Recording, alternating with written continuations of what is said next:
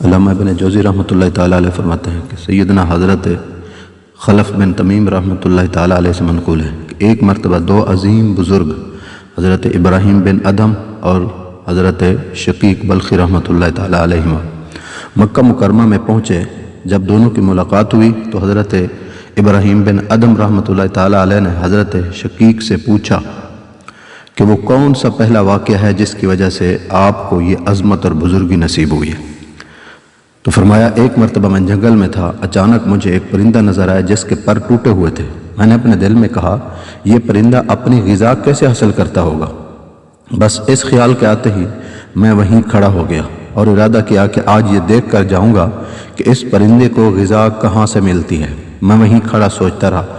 کچھ دیر بعد ایک پرندہ اپنی چونچ میں ایک ٹڈی پکڑے ہوئے وہاں آیا اور اس ٹوٹے پروں والے پرندے کے منہ میں وہ ڈال کر واپس اڑ گیا۔ تو اللہ تعالیٰ کی شان رضاکی پر میں اش کر اٹھا اور اپنے نفس سے کہا اے نفس، جس خدا بزرگ و برتر نے اس صحیح سالم پرندے کے ذریعے جنگل اور بیابان میں اس پر ٹوٹے ہوئے پرندوں کو رزق عطا فرمایا ہے، یعنی پر ٹوٹے ہوئے پرندے کے پاس وہ صحیح سالم پرندہ رزق لے کر آیا ہے، اس نے رب تعالیٰ نے اس کو رزق عطا فرما دیا ہے، تو مجھے بھی رزق عطا فرمانے پر وہ قادر ہے، چاہے میں کہیں بھی ہوں۔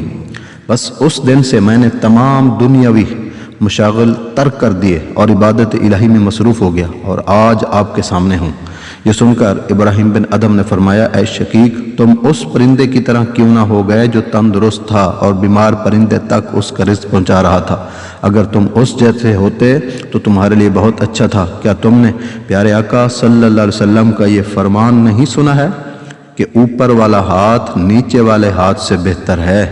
یعنی تم نے وہ معذور پرندہ بننا گوارا کیا کہ تم وہ صحیح سالم پرندہ بنتے۔